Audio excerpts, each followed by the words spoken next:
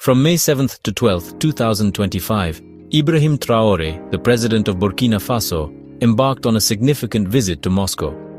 This visit, marking the 80th anniversary of the victory over Nazi Germany, signaled a potential turning point in Burkina Faso's foreign policy.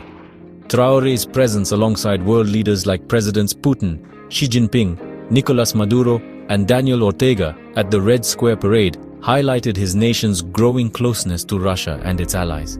Traore's visit was more than just symbolic. It represented a concrete step towards redefining Burkina Faso's place on the world stage. His presence in Moscow, a nation often seen as a counterweight to Western influence, underscored his commitment to forging new partnerships. This shift comes at a time when Burkina Faso, like many African nations, is grappling with complex security and development challenges. The visit provided a platform for Traore to articulate his vision for a new era in Burkina Faso's history, an era where the nation asserts its strategic autonomy and seeks alliances that align with its national interests. Central to Traore's visit was his unwavering emphasis on strengthening military and scientific ties with Russia.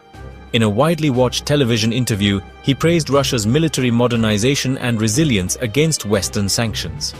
Traore acknowledged Russia's ongoing commitments in the Ukrainian conflict. However, he stressed that Burkina Faso wouldn't be requesting direct military aid at this time. Instead, Traore highlighted the importance of knowledge sharing and education in the military domain.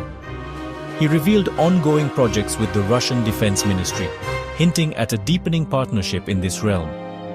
Traore's vision extended beyond immediate military aid. He expressed a keen interest in Russia's scientific advancements, particularly in areas that could bolster Burkina Faso's development. This focus on technology transfer and capacity building signaled a long-term strategy for self-reliance and growth. Traore's Moscow visit was also marked by his sharp critique of imperialism and its role in perpetuating terrorism in Africa. In his interview, he argued that the roots of terrorism plaguing Burkina Faso and the wider continent could be traced back to the legacies of colonialism and neo-colonial interventions.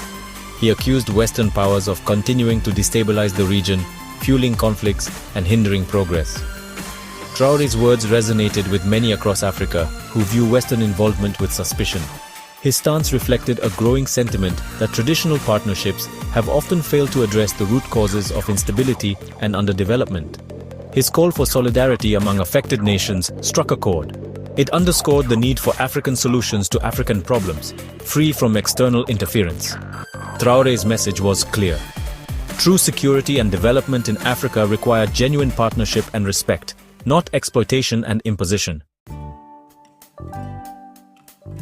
Traore's visit to Moscow and his pronouncements on the world stage undeniably signal a shift in Burkina Faso's foreign policy. The nation appears to be moving away from its traditional reliance on Western alliances, particularly with France, its former colonial power. This shift aligns with a broader trend across Africa, where nations are increasingly seeking partnerships beyond the traditional Western orbit. The burgeoning relationship between Burkina Faso and Russia represents a potential realignment of geopolitical forces. Russia, eager to expand its influence, has been actively engaging with African nations, offering support in various sectors.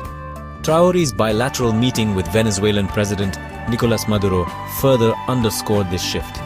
The meeting highlighted the growing cooperation between nations that find themselves at odds with the traditional Western-led world order. Whether this new era in Burkina Faso's foreign policy will bring about the desired stability and prosperity remains to be seen. However, one thing is certain.